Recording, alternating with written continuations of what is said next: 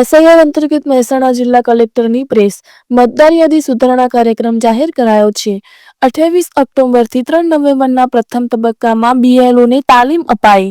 4 નવેમ્બરથી 4 ડિસેમ્બર બીજો તબક્કો। 1 મહિના સુધી બીએલઓ દ્વારા દરેક મતદારના ઘરે ફોર્મ આપી પરત મેળવવામાં આવશે। ત્યારબાદ એ ફોર્મની ચકાસણી અને મેપિંગ કામગીરી થશે। આપણે જાણીએ છીએ તેમ ભારતના ચૂંટણી પંચ દ્વારા સમગ્ર દેશમાં 12 રાજ્યોમાં એસઆઈઆર એટલે કે ખાસ સઘન સુધારણા મતદાર યાદીનો કાર્યક્રમ બહાર પાડેલો છે।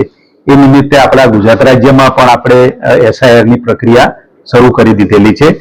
આપણે જાણીએ છીએ જે રીતે ચૂંટણી પંચે એનો કાર્યક્રમ બહાર પાડ્યો છે એ મુજબ 28 ઓક્ટોબરથી 3 નવેમ્બર એટલે ગઈકાલ સુધીનો એક તબક્કો હતો, જેમાં આપણે તમામ મટીરિયલ પ્રિન્ટિંગ કરાવવાનું હતું અને આ કામગીરી સાથે જે જોડાયેલા છે બેઝિકલી પાયાની કામગીરી કરવાના છે બીએલઓસ, એ લોકોને આપણે તાલીમ પણ પૂરી કરી દીધી છે। બીજા તબક્કામાં 4 નવેમ્બરથી 4 ડિસેમ્બર એટલે 1 મહિના સુધી આ બીએલઓ આપણે જે એન્યુમરેટમ ફોર્મ તૈયાર કરીને આપ્યા છે એ ફોર્મ વિતરણ કરવામાં આવશે દરેક મતદારના ઘરે ઘરે જઈને, અને એમના દ્વારા એ ફોર્મ પરત મેળવવામાં આવશે। ત્યારબાદ એ ફોર્મની ચકાસણી થશે, મેપિંગની કાર્યવાહી કરવામાં આવશે।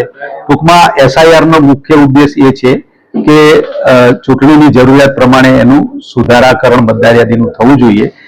ખાસ કરીને કોઈ લાયક મતદાર રહી ના જવો જોઈએ અને જે પાત્રતા ધરાવતો હોય ના ધરાવતો હોય એ અંદર આવી ના જવો જોઈએ। આ એક ખાસ ઉદ્દેશથી આપણા રાજ્યમાં અને મહેસાણા જિલ્લામાં આપણે આ એસઆઈઆર ની કામગીરી શરૂ કરી છે।